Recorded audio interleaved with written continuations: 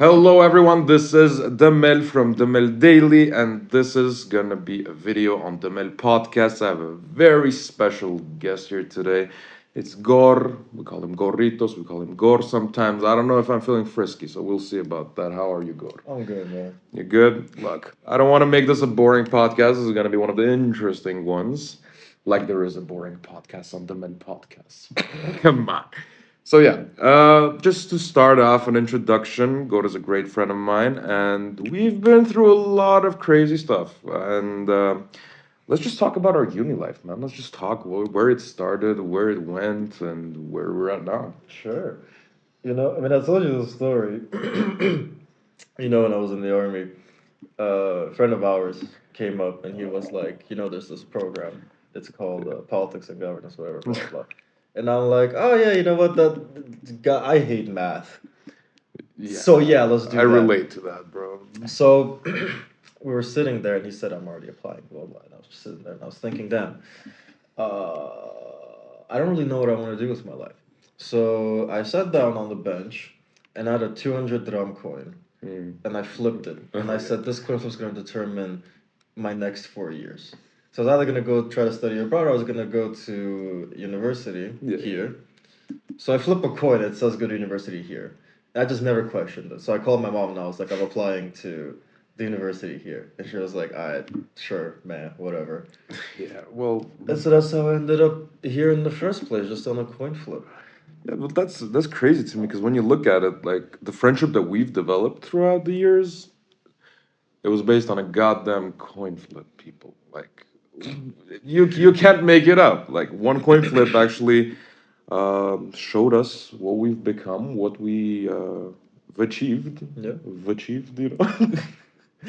Yeah, well, yeah, politics and governance. Let's also touch on that a bit because we really we've had a rocky road. We have had a pretty tough time in that major. Not as in like we're not smart enough for the major. We are, but it's been tough because any politics or law major, I feel like any humanitarian major, it's kind of cutthroat, isn't it?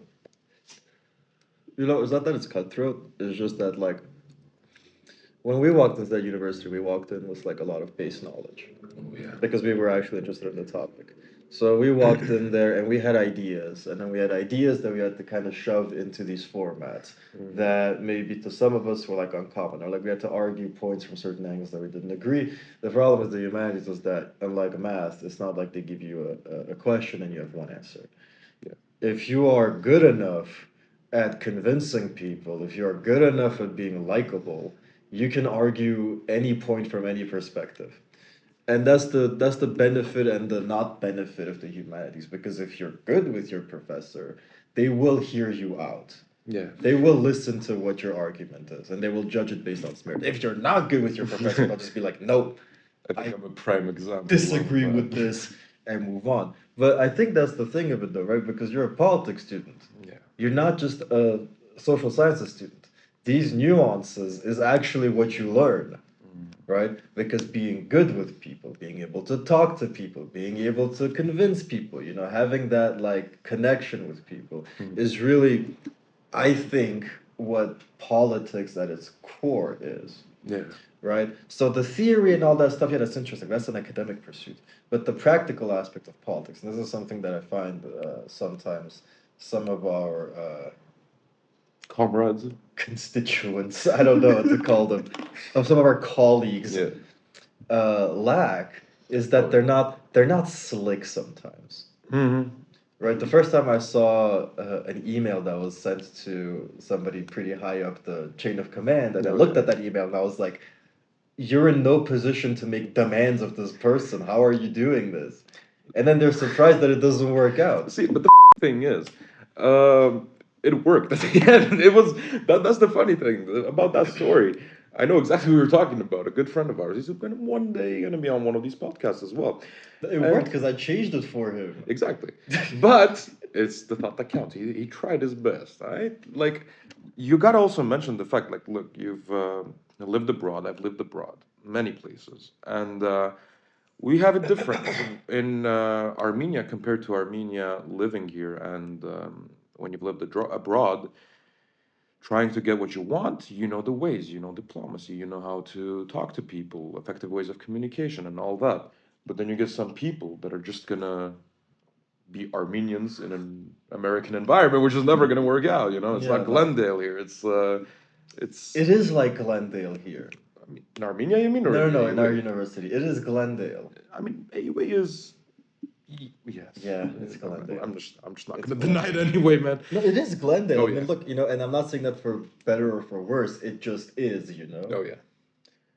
I would say that the one up that we had on other people joining the program is fluency in English Fluency in because. English, but also like we gotta admit that we did come to this university privileged because we Oh had yeah. education I wouldn't. abroad. We Yeah, had all these for things. sure, Right? for sure. That's something that I talked about with one of my freshman professors. Mm. It was like, "What did you guys learn at the end of the semester?" And I was like, "Nothing."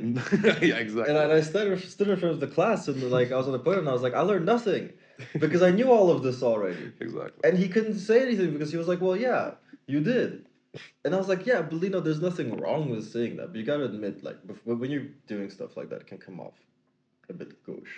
Yeah, gauche, yeah, for Gauche, a sure. bit, mauvais ton. Yeah, yeah. Definitely mauvais ton. Mauvais ton in bad tone. In bad taste. Yeah, whatever.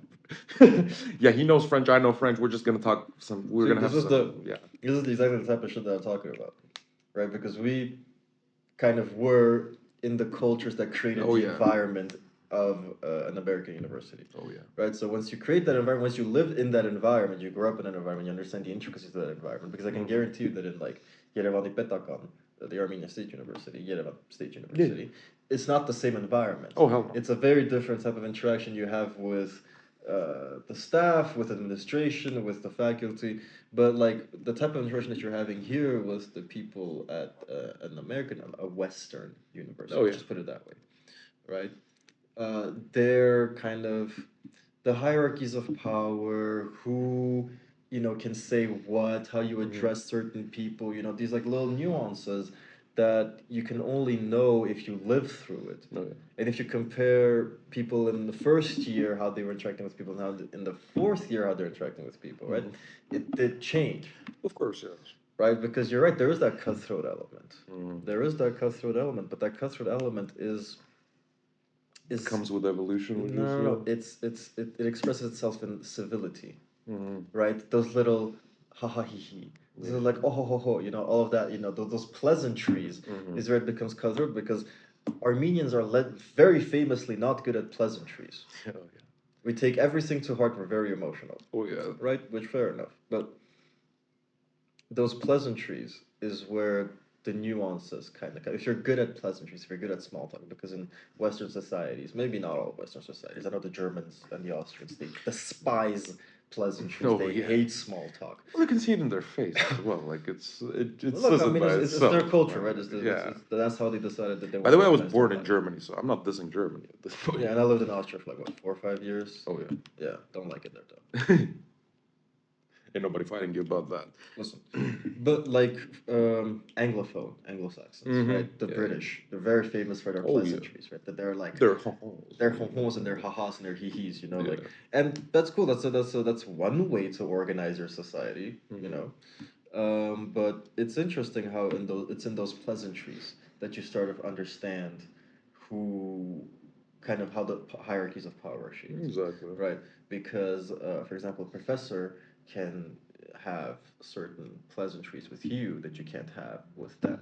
Right, they can say certain things that you can't say to them. There's like in those like interactions, there's these Get little back things. to that. Right, you cannot demand things of professors, but they can demand things of you. But they're not going to come to you and say, you know what, I need this now today. They're going to be like, if you could, but if you could means do it now, and that's fair. Yeah. And one of the biggest things that I learned right about this topic, I'm kind of a very. A rabble rouser. Yeah, I was gonna put it way worse, but yeah. See, pleasantries. Yeah, exactly. But yeah, I was in my uni days. I was rebellious. I knew what I offered, and I knew I was not the best, but I knew I was good. So I knew that there was limits to what I can and cannot say. But then I crossed those limits quite a lot in uni. Yes. But I mean, I respect all my professors that I had. I love them, and we're gonna have some of them on our podcast soon. It's gonna be very fun because all of these experiences that we had together, I think it leads up to my next point where I want to talk about the future of our academic studies, mine and yours combined. We had some plans as well. We wanted to. We'll get to those now, but just tell me a bit more about your plans. I'll go on after mine, and we see where we get. Well, look. In all honesty, the more time I spent at university, the more I realized that yeah, this is my environment. I like this. I like the readings. I like the books. I like debating. I like analysis. I love research. No, I found out that I loved research, and I was like, you know what, this is fun. This seems like I'd like to make a career out of this. So far as it stands right now, my plans are to pursue professorship. yeah. And I think quite close to that, I never thought that I would want to, but realizing that you can make a change, I think we have different views on why we want to become professors. Yes. We'll get to that as well. That's one of the most entertaining parts of this goddamn podcast. I want to help out Armenian students in general. I want to work on one thing that schools do not work on, and that's proper pronunciation, how to actually talk in English. I want to actually have a course called How to Really Talk in English and focus on pronunciation, persuasion, all of those things which are important. And Manners. Armenians are not going to learn manners in this Well, no, I in mean, this way. Like I'm not dissing anyone, but manners we don't do good with manners. Like there's this stigma, I would say, like we're just built that way. We're just There's taught the that stigma way. in Armenian society against politeness. I Yeah, feel yeah. there's Like a stigma. we're polite to old people. We're not polite to each other. Like Yeah, no, we're not. I could say that's one of the main things. Yeah, of course we can focus on that. We can try to change that, but I don't think it's really about politeness. You know what it is? It's like we're not good with authority in general. I understand that. Yeah, that's Yeah. 100% true.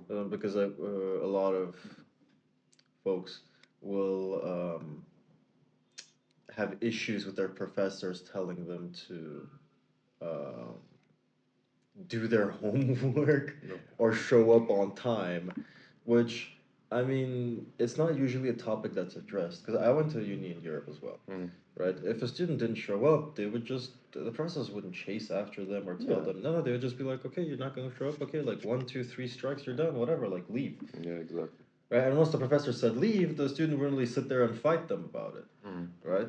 The professor said leave. He is the figure of authority within that environment. That's it. You leave. Yeah. Right, but we do have an issue with submitting to authority, legitimate authority. Yeah, 100% true. And like, come on, we both, let's say, we want to pursue this path of becoming instructors one day, professors. Uh, I want to talk about this. I want to talk about AI. I really want to talk about AI because that's one thing I don't really understand. I'm terrible at computers. Everyone can vouch for that. But we're in the humanities, and would you think that we're gonna be taken over by AI? As in, not like full on war of AI. That's not what I mean. But I mean, do you think that the humanities can actually be taken over by AI? Can you actually learn from a computer, which we're learning, let's say, in AUA? No. We can't, right? The reason why is because again, what we're learning anyway is not it's not really about the books. Our major, actually. No, our major specifically, I don't think so. Can you learn etiquette from a computer? Listen, you can learn. You can from like you know those like very basic guides. Yeah, yeah.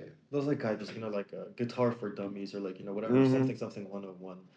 That's what AI is. Whatever AI can offer you is like the most surface level takes. Yeah, for sure. Right?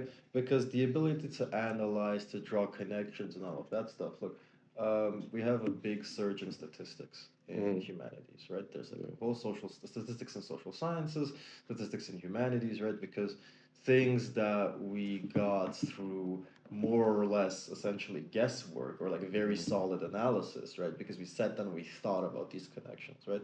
Now we're putting numbers to that things. Whereas before we used to be like, this leads to that because that's a logical conclusion within my frame of thinking. Now we can actually put numbers behind that, right? Yeah. Which I can see AI playing a role in crunching the numbers. Mm-hmm. But the fact of the matter is, in humanities, it's all about the humans in Yeah. it, right? So you can't really have an AI analyze a code a survey. You can't have an AI code a survey because an AI you can give the code of the survey to the AI and the AI can run through it. Definitely, right? So things that will save you time, yeah, there'll be tools more so than replacements, right? Because in things where it's like purely numerical, it's a lot simpler, right? Because an AI doesn't necessarily understand the nuances of certain words. I mean, remember we had this class where we would do coding, right? Where we would take speeches and then we would look for certain keywords and we would code them certain ways, right? So if whatever the subject says this, then we're going to say that it implies that. So basically, it's going to imply that. Yeah. And sorry, those are the types of things that AI cannot manage. AI cannot interpret because AI only functions based on the references that it has, right? So let's say 50 people interpreted it this way, but for your research, you want to interpret it a different way. You're not going to have AI sit there and think about it because AI cannot think by very definition. It doesn't think, it replicates. Yeah. It replicates. It basically gives you the average value of something, right? So if 100 people say that this is blue, the AI is going to say this is blue. It doesn't matter that you can, like, for the AI, it doesn't think, it doesn't look at it and perceive it as blue. It just says, well, I have 100 other examples of this being blue, which means that this has to be blue. Right, so these are the types of things that AI can definitely work in, for example, data science or programming, because or math, because these are things that have concrete answers. These are values that are like singular. You know what I want to add to this? Two spheres that AI, in my opinion, will never, never, ever be able to work. It's instead, it's if it's two computers talking to each other, literally, negotiations, my guy. Like, how would the computer negotiate with a person? Okay, it has its, let's say, it has its coding background. It has everything. Yeah. It has all of those little things that we as a human are not capable of processing. If you load it with like 600 different scripts of negotiations, it's not going to change anything. Yeah, because he's gonna know just stats. He's gonna He's know going to just know how facts. those 600 went. He's not going to be able to look at the person in front of him. He's not gonna critically be able to assess a negotiating process. He's not gonna be able to because do it anything. cannot critically assess. Yeah, exactly. Right? Because what people don't understand is that when social scientists or humanities people, right, what they do is that they don't just look at past references, past experiences, which we do. Every time we do research, we have a literature review, right? Exactly. But every time you do a research, you have to state why your research is new. What does it add to the scientific understanding of this certain subject, right? So, and these are things that AI cannot create anything new. It can create amalgamations of things. It can merge stuff, right? But it can't create anything new because AI doesn't have interest. You know, maybe for literature reviews, for example, it can help out. Like we have this whole thing on plagiarism, right? Like plagiarizing is bad. You shouldn't do this. Because we have people copy and pasting things from ChatGPT and getting caught in plagiarism. Like that's a big topic. They get caught by their group members. Yeah, even it is visible. But for something like a literature review, if you have like 15 sources that you have to put in a literature review, yeah, AI can do that. But anything that comes to presenting, talking, anything, all of those things, it's literally impossible. It's not going to do literature. You're just going to summarize the points because, like, in a piece of research, there's many things that are interesting to you. But the AI is not going to know that. Oh, yeah. It's not going to go and sit there and sift through the text and understand these things. You're going to tell them, or them, I don't know if AI is gendered. I don't think it is gendered. It isn't. It isn't. It's not French. So. Well, the French would come up with something nice. Is it un AI or is it une AI? L'AI. Le. L'artificielle intelligence. Une intelligence. So it is. Une intelligence. Yeah. It is. It is. Damn. So, yeah. See? Get your grammar. That's exactly what AI can't replace. Exactly. Actually, we're gonna switch over to France. I don't know, but we gotta talk about France a bit. Bro, France is wonderful. Listen, why? I'll excuse the French everything. Yeah. Even though I really shouldn't. They're just as bad as the British. But they are classier than the British. Eh.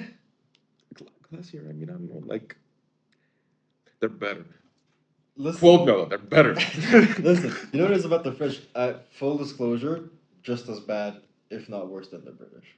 Food is better, 100%. No, okay, that's not. Nobody has ever said anything about that. Like, I'm just saying, like historically, France, questionable. Very, but Very, yeah. yeah, But like, but it's France. but it's France, right? There's But, no homes. and we excuse it because they have this wonderful culture and have all this art, and Paris is beautiful, even though it smells horrible. But like, It smells horrible. it smells horrible.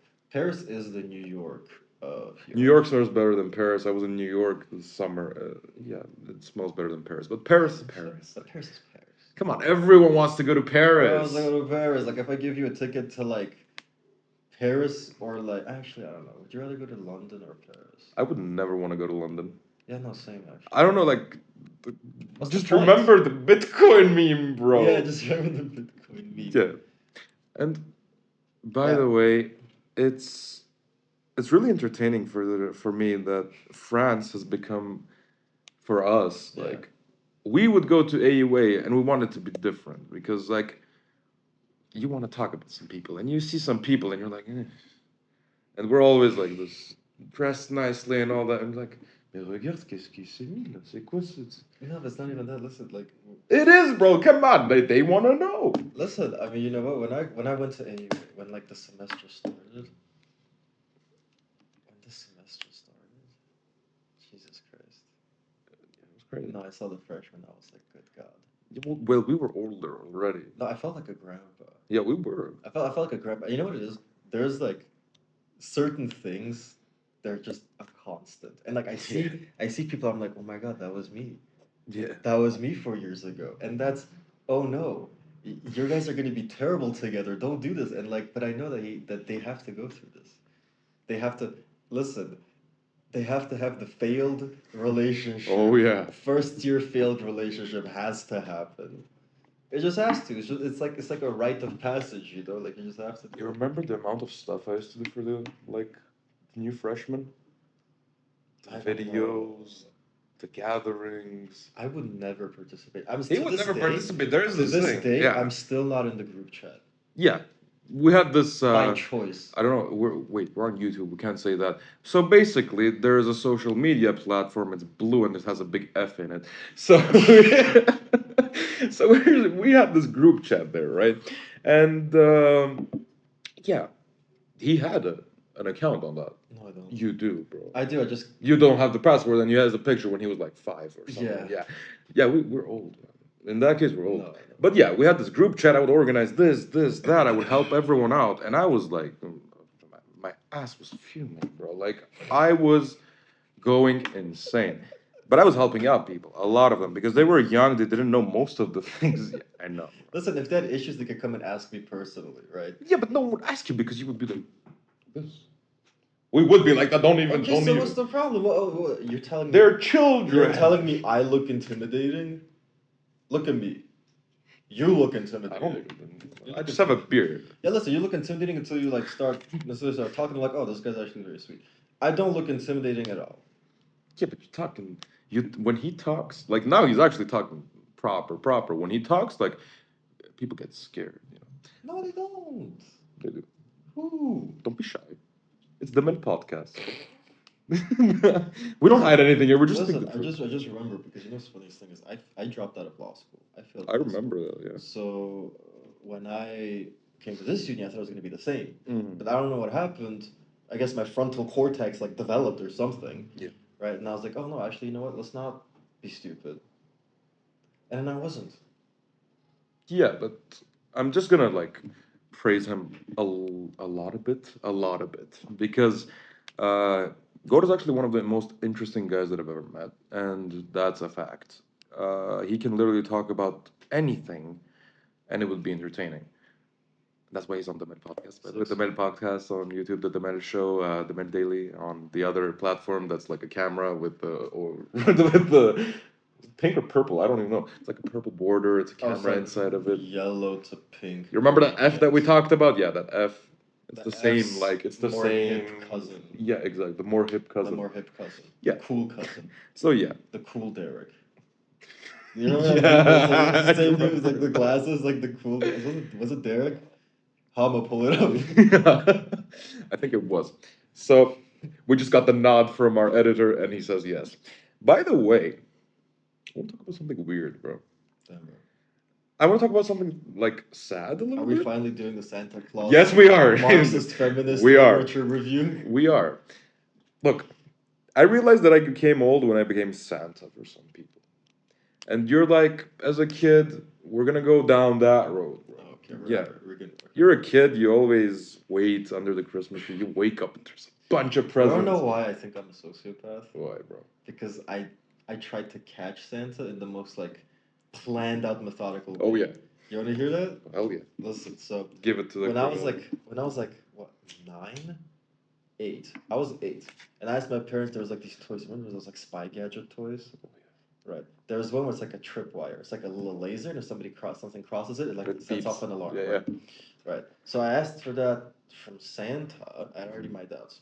I asked that when I was like 8. I get the toy. I'm like, this is perfect. I wait a whole year.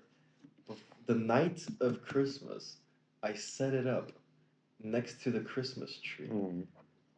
My parents, kids don't watch this. Santa Claus is real. Yes. Santa Claus is very real, and he loves you very much. And never lie. And never lie. And what else? And listen to your parents. Exactly. Guys. And go to school. 100%. Yeah, stay in school, kids. So I set up the tripwire, and I caught my parents putting the That's crazy. Christmas box because they crossed the thing, started beeping. I hadn't slept. That's right. insane. I was like in full on Black Ops mode, just hiding under my blanket, like my little crayon now that was about to go, Call of Duty on Santa. It was just my dad. Just, but like he was looking, he was like, "What?" And I was like, "I knew it." Hey, I mean, and I felt like Snake from Metal Gear. Oh yeah. Yeah. We're gonna have a lot of gaming related content very soon, and that's gonna be fire. So my way was, I don't even remember how I realized that Santa wasn't a thing. Santa is a thing, but Santa's a thing, children. yeah, yeah. But when you realize you get older and you're like, damn, I need to Make money. I need to make money, first of all, to put those presents under that tree. And I think that's a good. This works towards our Marxist. Yeah, we're getting there. We're getting there. We're getting there. We're about to dive deep into political theory right now. Oh yeah, because we got to use our knowledge somewhere, right? I mean, it's important. So yeah. There was one professor that she would be very proud of us for doing this. Yeah, we'll show. We'll show. You know what I'm talking about. Of course I do. Same last name as me. Yeah. And by the way, that professor has had such a big impact on us, on me especially. Yeah, She's fantastic. She, hopefully, I don't know if she'll come to the Dmel podcast, but I'll give it a try. You gotta have me. I'll give it a try. Yeah, for sure. We're gonna do it in French. We're gonna get Dmel International. Dmel International. Yeah. By the way, he speaks like 6 languages. I speak like 6 languages, 7 if we count Arabic as well. We're gonna go worldwide. We're gonna do Dmel Deutschland. We're gonna do Dmel. We're gonna be prime pitbull, bro, at this point. So yeah, let's just. I'm gonna give you some free time. I'm gonna let you talk about this. And yeah, I'm gonna prepare something very nice for you. All right, folks. This one's for your liberal minute. arts professor. We're gonna do a Marxist reading of Santa Claus. So, let's observe Santa Claus as a character. What is he? He looks like me, but with a white beard. What does he do? Gives presents. Gives presents, right? Now, how dare you? Listen, right? So Santa has the economic means to give presents, right? But how does Santa work? Well, Santa has elves. That's elves that work for him. Oh yeah. Do those elves have a union? No. So Santa is essentially just a corporate businessman who owns the means of productions, who has essentially slave workers in poor working conditions. Exactly. And this is promoted. This is promoted. Why? Because it's to the benefit of the children that receive gifts. But as we both well know, not all children get the same gifts. And it's based on what? It's based on economic power. Exactly. So Santa is actually a manifestation of your economic place in the hierarchy. Because the better gifts you get, but let's not forget that every gift that you get is based solely on slave labor. Oh yeah. Just like that, just like everything that's built in this room has cobalt, copper, and other rare earth materials in it, right? Awesome. How do you think those are mined? Yeah, that's some topics that lead us to very, very dark places, which will not go because the Mill Podcast is. We'll go there someday. I'm not even going to try to get it out. We're media trained and all that, but yeah, there's some things that. The Mel Podcast XX, like the Exactly. special, available only on Patreon. Yeah, exactly. We're going to have those as well. No, I And mean, jokes aside, Santa Claus as a Marxist reading is kind of like silly. I'm sure that like if somebody really sat down and looked at it, they could do it. I'll probably find a But also, PhD on it's that, bro. easier. It's easier to like look at it through a feminist lens because Santa Claus as like the male word because you had also Mrs. Claus, which was added later. And Mrs. And what Claus does is never Mrs. Claus mentioned. do? First of all, she's never mentioned. Yeah. She's never thanked for her labor. Oh, yeah. She just sits at home and like what takes care of the elves. Mm-hmm. But she doesn't take care of the elves. You know, people forget that during slavery. No. Yeah. Oh, we're going there. We're going. We're going there. People forget that during slavery, it's always the men that get the bad rap. Yeah. But the slave owners' wives were just as guilty. Yes. They profited from the same system. It was like They that. profited from the same system. So, kids, by the way, Santa Claus is great. Santa Claus is the best. Yeah. All the presents, all the nerfs, all the everythings that you would ever want from Santa. He's Kids gonna even provide. like play with toys anymore. I have no clue. They have iPhones and iPads. They have Better iPhones than and iPads. ours, I man. think they just get V-Bucks for By the way, we What is didn't. that? Santa Claus, give me V-Bucks, Exactly. We didn't say iPhone and iPad, by the way. Those things are just a figment of your imagination. They're just, let's say, cellular devices that have Smart devices. that have a logo, like it's a bitten apple for some reason. The original ones should be a full apple, but we're talking about bitten apple ones. So yeah. Listen, no, I mean, what do kids even get these days for Christmas? Cell phones. What, every year? No, I Jesus mean, Christ, what, like, I would a get cell like, phone, a tablet. No, I mean, for Christ's sake, I would get like what? I would get like a Nerf toy. A Nerf toy was like what, That'd be $50? fun. You're telling me like $50. Now they're like 200 something bucks. The big ones, Yeah, man. the big ones, but I was a small kid, it was fine. I was okay with the small. I Yeah. wasn't like, I wasn't corrupted yet by my greed. Exactly. I hadn't, my eyes were young and unseen, like I would get like a little small Nerf gun. No, but like when I was a kid, I remember big toys, like a Game Boy. That was like a big thing. The PlayStation 2. We used to get video games. The That's what we PlayStation used to 2, do. my guy. We used to get video games. We don't even used to get toys. I remember this one time. Remember when Beats were like still like a thing? You remember Skull Candy, bro? I remember Skull Candy was I what love shift. Skull Candy, bro. Our editor, by the way, just did this. That's when you See, know that's that when we're you know. old. No, listen. First of all, if you were like a kid and you had Skull Candies, You a were bad on. kid. You were already. You were a yeah. bad kid. You were already growing up. You were at the age You of were about edgy, 13, 14. and you were edgy. Oh yeah, you were edgy. Like a bit. I don't have Beats. I have Skull Candy. And Skull Candy, by the way. First of all, they were god awful. The volume quality was terrible. But it had a skull, cool. bro. They looked so cool. They were amazing, and they had different ones. Like they had the big ones. And by the way, we did not say Skull Candy because, like, Skull Candy, like we're gonna get copyright strike. We don't need that. But Skull Candy headphones, by the way. Those gaming headphones. The Skull Candy ones. No, the Turtle Beach ones. Yeah. Remember those? There's like another one, Triton. Was the Titan, bro? Titan or Triton? I have no clue. It has like a T thing. They're like kind of. Oh yeah. You remember those? Those were the Oh. grail. Yeah. There was like another. They made. It was like the claw mark. I don't remember the name, but can you just look at his face, not understanding a single no, word? Listen, This is Junior. Yeah.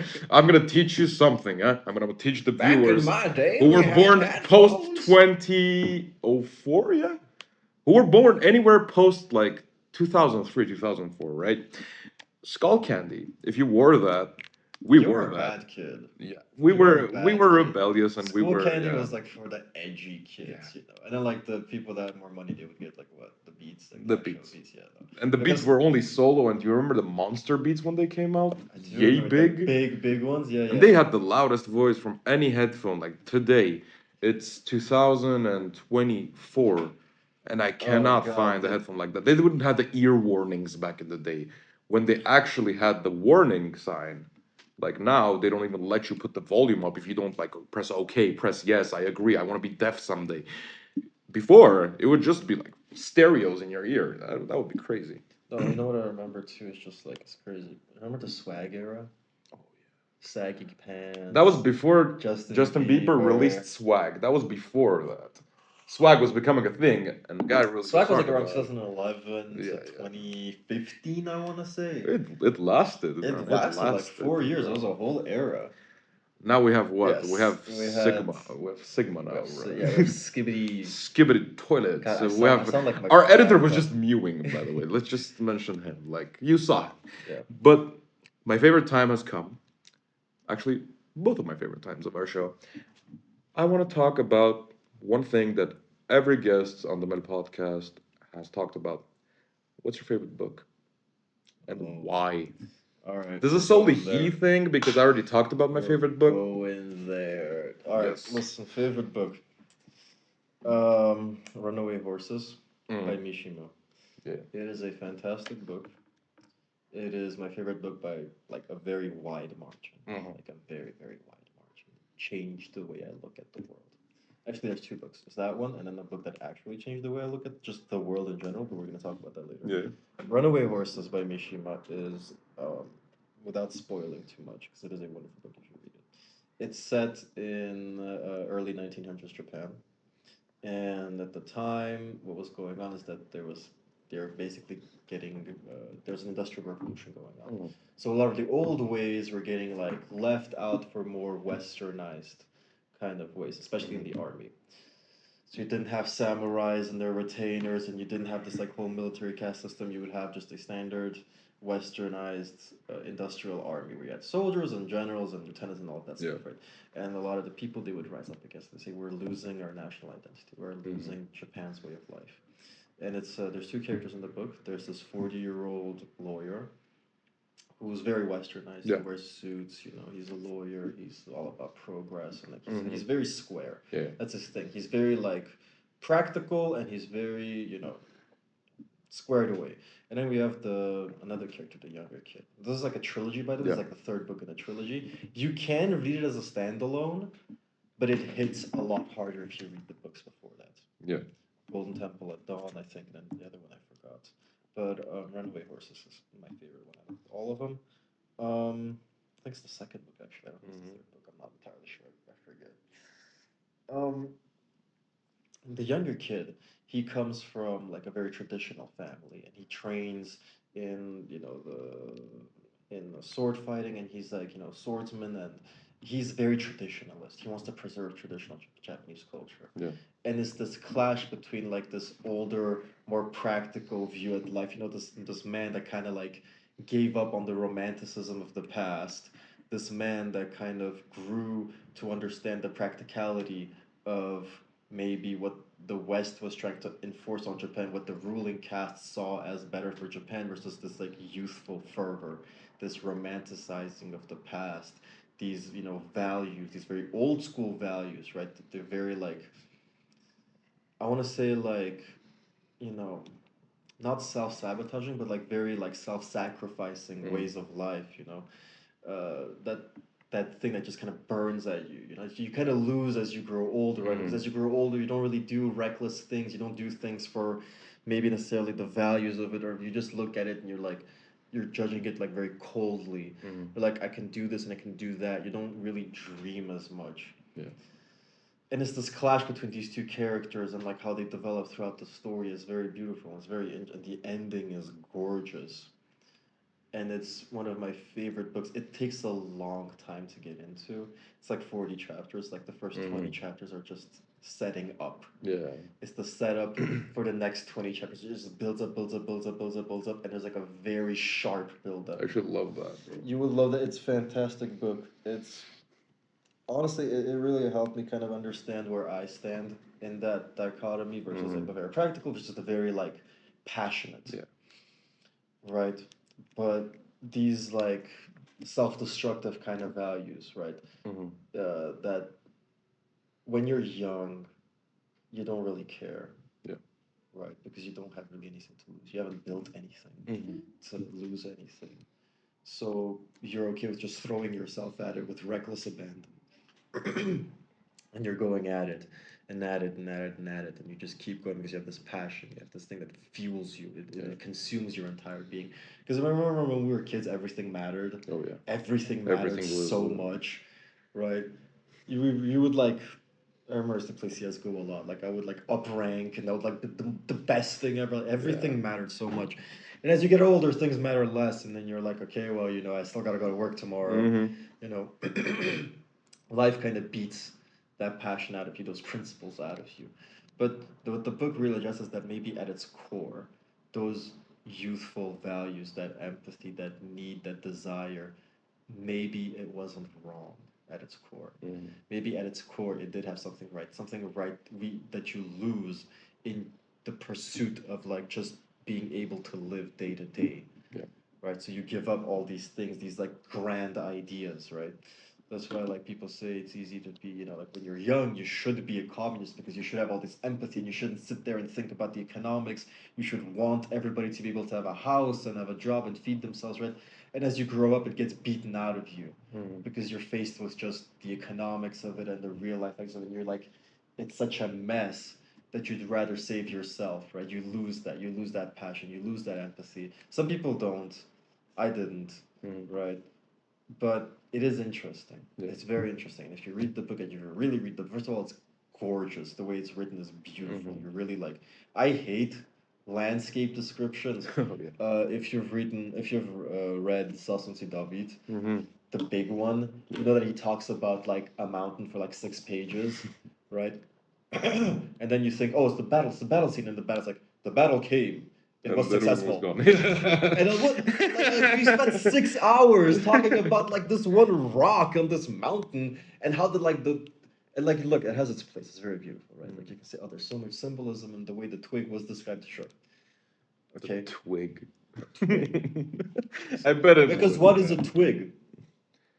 A twig is the extension of the life from the tree. Whichever direction the twig grows is the way towards it. Whatever. You can like sit and think. And this is why I love the humanities too, is because you can sit and just yap. Yeah. And just think and just do all these things. It's fantastic. I love it.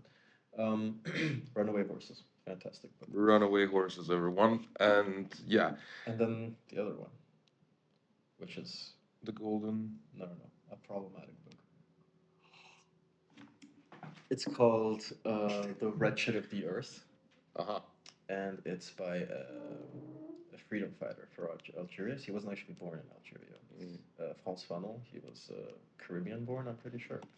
And I haven't read it either, guys. He went to Algeria to fight the French for their freedom. He was a communist. Yeah. Maybe not a communist, but he was definitely Marxist inspired. Fantastic book about colonialism. I read that book in the army, and he was talking about things so accurately that I would just read his analysis of like what happens in the post-colonial society. Because let's just be honest, Armenia is a post-colonial society. It used to be a colony of like Russia. Let's just be honest. Soviet Union wasn't all la di da di da. So it was like that in the commercials, though. I don't know. I love the commercials, right? I love the communist propaganda. Slaps, it was amazing. It's gorgeous. But I read the book and it says a certain thing that like certain members of society in a post-colonial society act this way. And I would look up and I would see them. Literally the people that he would describe. Very, very, very interesting that he said in post-colonial society, what happens? Like in a colonial society, right? What happens is that they have people that work for the colonial government, and those people's kids, they have access to a lot of things that the regular people don't, right? You can think about it like during Soviet times, where you would have like KGB higher ups, right? For example, right? Their children didn't study here. They studied in Moscow. They studied in prestigious schools, right? They studied in the country of the colonizer. So what happens to those kids, right? They go, for example, like in his case, what he says is that Algerian children of the colonial like administration would go study in France. They would get all this culture and these higher values and these democracy or like these political theories and all this like knowledge, right? And they would come back to Algeria and try to preach it to people. What they wouldn't understand is that these people don't have the foundation for that. Your average Algerian was more worried about whether he can feed his family than about these like very grand ideas of like the liberation of the workers and all that stuff. So there's disconnect. So what happens is that these children, even though they have the resources, they may be the most dedicated to their national cause, they will always find themselves alienated within their communities because they come to this community with all these highbrow ideas that are not reciprocated because these people live a completely different life than you, and it's not their fault that they didn't have a chance to understand all these things, right? So these kids sometimes, and he said in this book, he said, you know, what happens sadly is that these kids sometimes they just get alienated so much they start hating their own people. Yeah. Like, why can't these people understand these things that are so simple to me? And the answer is because they never got the education for it, never had a chance to understand that. They never had the freedom to understand that. They never had the freedom to pursue these things, these loftier like ideas and goals. And it's Armenia. Yeah. Right? People say often it's like, oh, there's like a big brain drain here. It's like, well, yeah. Yeah, the big brain drain is here because, like Because if you're what you're good at it, mentioning, yeah. literally what you just mentioned, I'm not looking at it through the eyes of an Algerian. I'm looking at it through the eyes of an Armenian. Yeah, yeah. We're one of those people that are preaching a different idea. We're preaching a different goal in mind, and when we're looking at it, I'm gonna be sad. 90% of people won't understand. They won't But understand it's where we're not their coming from. fault. Of course, It's not we their can't fault because blame we them. have a We're certain we're amount the of privilege. privileged at We're this privileged point. in Yeah. that sense, where we come to these people and we say, you should do things this way and that way. And they're like, listen, buddy, like, you know, Like there's more important things for me right now. You know, like I can't sit here and abandon everything so I can fight for this cause that I don't know anything about, really. And I don't know my place in it either.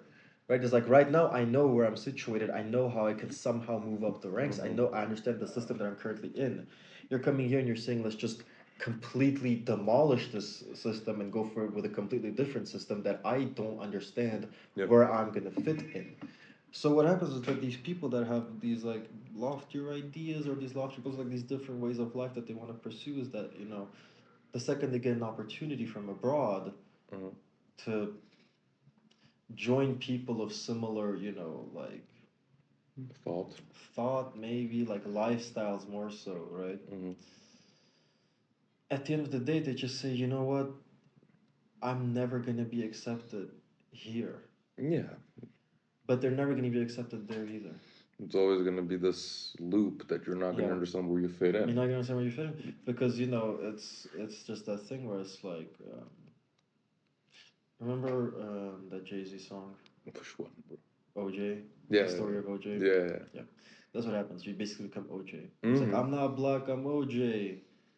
Okay, you know, because that's what you are. You're OJ. You're gonna go there and you're gonna play. You know, like you're gonna be like, oh, haha, I'm just like you. You're not. Because he's OJ. Doesn't matter that you were educated there. Doesn't matter that you had like the same worldviews as them. Doesn't matter because you're not them inherently, right? Because at the end of the day, you might be. Have you seen the Green Book, the movie? No. Fantastic movie. You should watch it. We'll get more than just two books. We'll get a movie as well. So. In the Green Book, it's about this piano player, African American piano player, and he's also gay. And this is like in the 50s, I think. Yeah, in the deep South. And he has to do a tour in the South. And his white, uneducated Italian driver was getting better treatment. He could sit in the with the white rich people. He could shit in the same toilet as the white rich people. But even though the guy that he was driving around was like a doctor, he had a PhD in music and everything. He was like this very renowned. And these entire shows were set up. They invited him to play, but they're like, you can't dine with us. You can't go to the same bathroom as us because you're African American. Horrible. Right? But that's like in a very diminished way what happens. It's like you can sit at the table now, but you're still not them. Right? And this is the thing that the French, going back to France, the French tried to address because their national identity isn't around their ethnic group, right? It's more so around their values, you know, liberté, égalité, fraternité. Right? The French have actually have had an easier time getting people to assimilate because of that.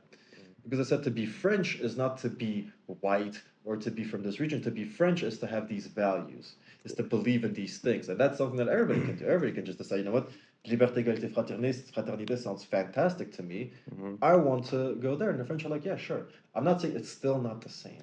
But the story It's is still not the same. The story is when they get to France, what happens? Exactly. It's always because they let you, but you're still the other. Of course. You're still the other. You're As still much as they can sugarcoat it anywhere, really here even in Armenia, where We're known to be a country that's not accepting change. Our everything in Armenia in general, it's just Armenianness. Would you say?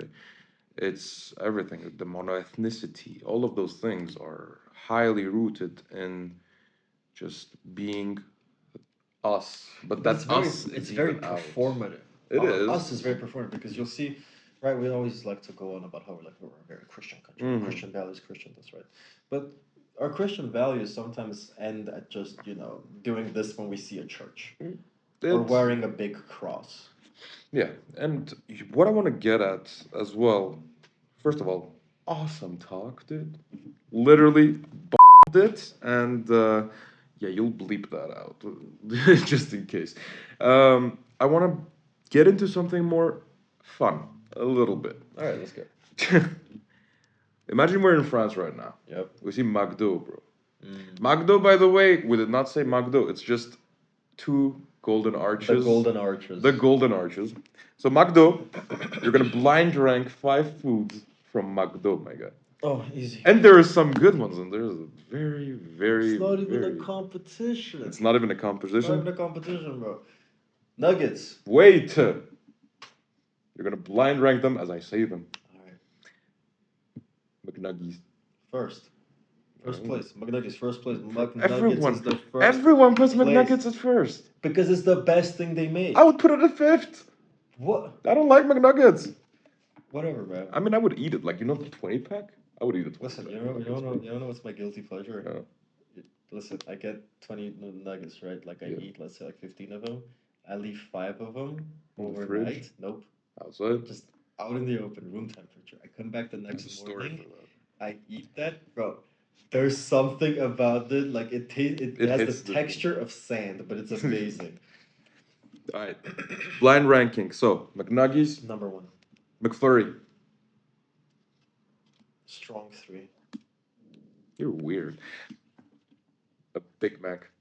5. 100%. It's terrible. The Big Mac is the most overrated burger. Big Mac it tastes like nothing. I'm sorry. Do you like Big Mac sauce?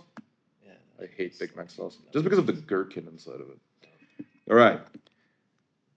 The double quarter pounder with double cheese, bro. 4. You are literally, that's number 1, my guy. I put it with double cheese. Listen, McDonald's too. beef is like whatever. Bro, the quarter pounder is nice. All right. I'm going to be very sad after this video, everyone. And then we have the McChicken. 2. Love the McChicken. I hate your thought on the quarter pounder, but we're okay. Listen, McDonald's chicken is way better than McDonald's beef. Bro, McDonald's chicken is fire. Yeah. I would say, like, from spicy sandwiches, we know we're educated enough to talk about those things. The Americas, yeah, you guys do fried chicken amazing, but even the crappy chicken at McDonald's tastes better than some of the chicken places. I don't know. We live in America. Can't really comment on that. Well, I have.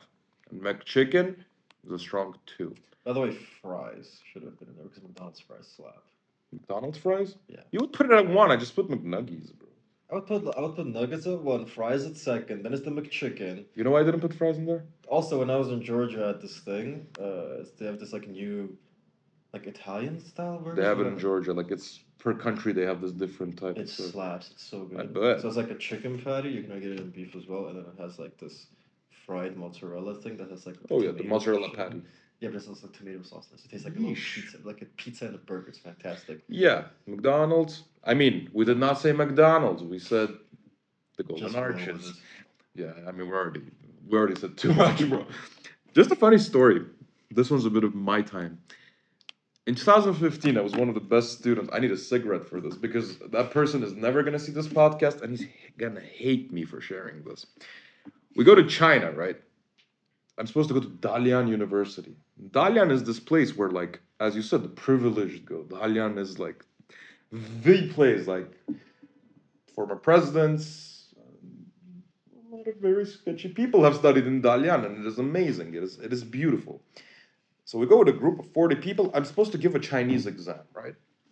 So I don't know Chinese. I still to this day do not know Chinese. And one person that's gonna watch this, Goi, the only thing I know is in Chinese is 我爱巧克力, which means I like chocolate. Please don't bash me with the pronunciation. But we go to China, and by the way, my editor in the back, when I scream into the microphone, keeps doing this. He thinks I'm not gonna scream. This story is important. Exactly. So we get to China. We're going to Dalian, and we gotta take this plane. And I hate planes. We'll get to that someday. I hate planes because I'm big. I'm very big, and the seats are small, right? Big. I'm big. So He big, man. we're on the plane, and we gotta take a train because we land in Hong Kong, and then we gotta, yeah, we gotta go to Dalian. We take the train. It's like there's really comfortable trains where you sleep there, even like it's amazing. Then we get to Dalian, and we're a group of 40 people, as I mentioned, and we have this one guy. I'm not gonna say his name. His name starts with an M. Very Armenian name as well. And he is supposed to have dinner. We all are. And the catering was amazing, immaculate, I would say. Every type of Chinese food that you would ever think about is there. Pig feet. Like everything, pickled pig feet, Beijing duck, everything. And my friend comes and he's looking at the food. We all have like trays. We don't even have plates at this point. We have trays of food, my guy, filled to the brink. And then he comes with a plate and he's just sitting there with nothing on the plate. I'm like, what are you doing? My man says, I don't like Chinese food. Is he like Chinese? No, he's Armenian. Oh. He's like, I don't like Chinese food. I'm like, you're in China for 3 weeks. What are you gonna eat? The next day. He hasn't eaten anything for 3 days. Like he didn't. That he could just have plain noodles or like rice or nothing. He doesn't like noodles. Doesn't like spices, bro. We're getting to the good part. Once you're done with that, remind me about the spices thing. I have like some shit to say. You will. But the kicker. We're going back to the Golden Arches. In China, we go to Dalian, right? There's a McDonald's. I did not say McDonald's, I said the Golden Arches. There's a McDonald's that when he saw that McDonald's, his eyes lit up like he was a 2-year-old with 50 kgs of candy in front of him. And what did he do? He goes into the McDonald's, orders 50 quarter pounders with cheese. 50. We'll get to the good part. 50 quarter pounders with cheese. Like 2 huge bags. Like we order, of course, like it's a McDonald's and we're going from our loaded or something? I mean, we were all, let's say, we had money. Like our parents gave us money. We were 15 at the time. Remember that? I never had 50 Big Macs worth of money on me when I was 15. 50. It's China. Everything is the cheapest thing in China. 50 Big Macs cost them like $30, bro. It is insane. There's levels, bro, and there's miles, and that was miles ahead. This guy gets 50 quarter pounders, and we go back to our dorm, and me and him, we slept in the same dorm. It was beautiful. The dorm was amazing as well. And this guy, I'm like, why did you get 50? He ate 2, and then he put the rest away. I'm like, why did you eat only 2? You got 50. It's like, yeah, we're here for 3 weeks. Moral of the story, this guy kept 50 quarter pounders for 3 weeks, and they were good. Like, the meat. Like McDonald's far away? It was pretty far away, yes. Gotcha. And he had the brains for 16. He was 16, I was 15. He had the brains for it. He took 50, and he's like, I'm keeping this. No drinks, no soft drinks, no nothing. We'd go with plates of food. He would come with 2 quarter pounders every single time. He was devoted. He was what made my trip amazing. Really cool guy, by the way. And this story is just to show that those golden arches can last for 3 weeks. I've seen it. And as a social experiment, I tried the 3-week-old quarter pounders. Tastes exactly the same. Exactly the same, bro. As it would for you taking it in the first day. I know, insane. We come to that part of the podcast. Wait. I have some shit to talk about spices. We will come to the part of a podcast. Podcast? My guy, I'm already mumbling. I'm already mumbling. So basically, that was slick. No, listen. Armenians can't cook meat. We can't. I agree. We can't. No, we can't. Our editors look. Yeah, we can't. Listen, we can't. We can. No, yeah, he can. Restaurants. I'm sorry, I'm not gonna diss anyone. Listen, no. Yeah. Every single time, like, oh, like our thing is like chorovat. It's what's called basically just like barbecue. Barbecue, but barbecue's Pork, better. I'm right? sorry, barbecue's better. Barbecue pork. It's the driest. Oh yeah, I agree. No seasoning. See, all of a sudden he's It's convinced. not. Yeah, and all of a sudden All our of a sudden editor he's convinced. goes in his thoughts and yeah, Ado's just We like put you. no sauce on it. We put yeah, nothing. no rub on it. We don't marinate it. We overcook it every single time. Yeah. It's so dry. Like I hate to drink water, but I'm thinking like, okay, do I need to dunk this in something to like rehydrate Yeah. it or something? I'm like, I can't believe it. We're so And the amount of salt that's in it, you're yeah, drinking so much soft salt. drinks, It's bro. dry. It's so dry. Fish, not so bad. We're pretty We're good. very good with fish. We're very good at fish. One It's ironic place. because all we have is like what one lake. And the lake doesn't even it's have the pretty good. fish. Yeah, Like, it's like pretty it's become this whole thing. We used to have crabs. We used to have crawfish. Now we don't have anything. Yeah, I don't know why. nothing.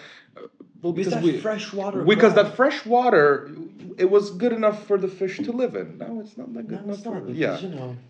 There's one place. I don't know the name of the place, and I probably shouldn't mention it. You should pay me first. But Dude, I'm telling you, this one time, sorry for cutting you off. This one time, we went to this like random ass like little restaurant in the village, and they had the decency to put barbecue sauce on. I was like, Jesus, this that is is the crazy. best thing. This is the Yeah. best chorobats I've had in my life. And all they did was just like, like, oh, Spill maybe some we should just, barbecue sauce on. like put some barbecue sauce in. We're awful Yeah. at it. We And make pretty good chicken though. The funny thing, still not.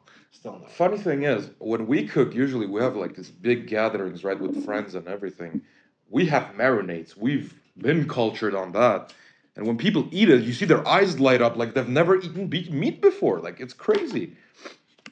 And I forgot what I was gonna say. Remember for our friend's birthday, you made that chicken thigh marinade. Exactly. Oh, that was so good. Because it tasted like something, at least. When did you cut me off again? I need to remember that. Part of the show, your second favorite part. Uh-huh. There we go. See? He cut me off. Now we remember. Uh-huh. Best part of the show. We've been talking for a while. This guy has killed it on this podcast. And I don't mean killed. I mean Slade. Slade. Yeah. I'm gonna say Our producer Hamo showing his support for the community. yeah. Hamo is Edo, by the way. We're gonna call him Hamo from now on because we're ripping off a very, very, very, very good podcast channel, and From he's a our bald man. Jamie. Yeah, yeah, he's Jamie. He's Jamie. He's Armenian Jamie. Armenian Jamie is Hamo. He's Hamo. Yes.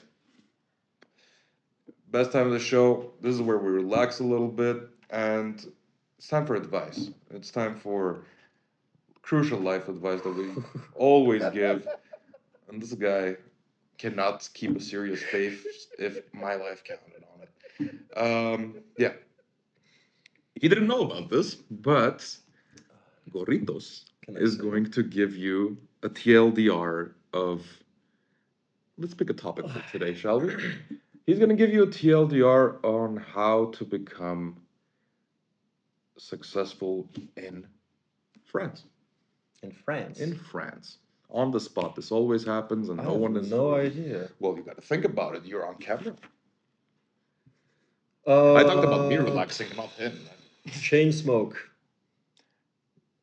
I can elaborate on that. Everyone's gonna be like, "What?" Yes, because everyone smokes in France. It is a duty. First at of this all, point. actually, you know what? I do. Appearances matter, folks. Mhm. Appearances matter. Dress appropriately. Dress not. You're in France, all right. I don't want to catch nobody with. You gotta have the socks and black sandals. Moncler shirt, you know. No, don't have a black Moncler Why shirt. not? Wear black. Wear black. But like, get your fit. Make it be at least consistent thematically. Don't wear a overcoat with running shoes. Don't wear For Dior the shirts. love of God, don't wear coats with running shoes. You look goofy. I'm sorry, but anyway, get your fit and chain smoke, and actually start enjoying life. Don't stop about the hustle, about the grind. Sit down, eat slow, smoke, talk to people, Drink wine. drink wine. Aperitif. Aperitif. First of all, know what an aperitif is. Yeah, also understand that for the French, eating is not just something you do, it's a social event. Yes. Social, you sit down, you eat. And you drink. And you drink. And you talk. And you have a nice time, alright? Don't sit there and you gossip. A lot. Gossip. You literally go with 3 people, one person leaves, and you got to talk about that one person, what they were wearing, what they were doing, how did they eat, and all of that. France is beautiful. We love France. And this podcast is literally one of my favorites that we've had, if not the favorite. Because, as I said, God is a dear friend of mine. And thank you so much for listening, guys. Just thank you for the support. Thank you for everything that you've done. And I want to end it off on a happy note as well. I want to give one piece of advice to everyone today. Just go hug any family member. Hug them real tight. Tell them that you love them. And tell them that you're there for them. This was the Med Podcast. You have a good day. And stay in school, damn it. Exactly.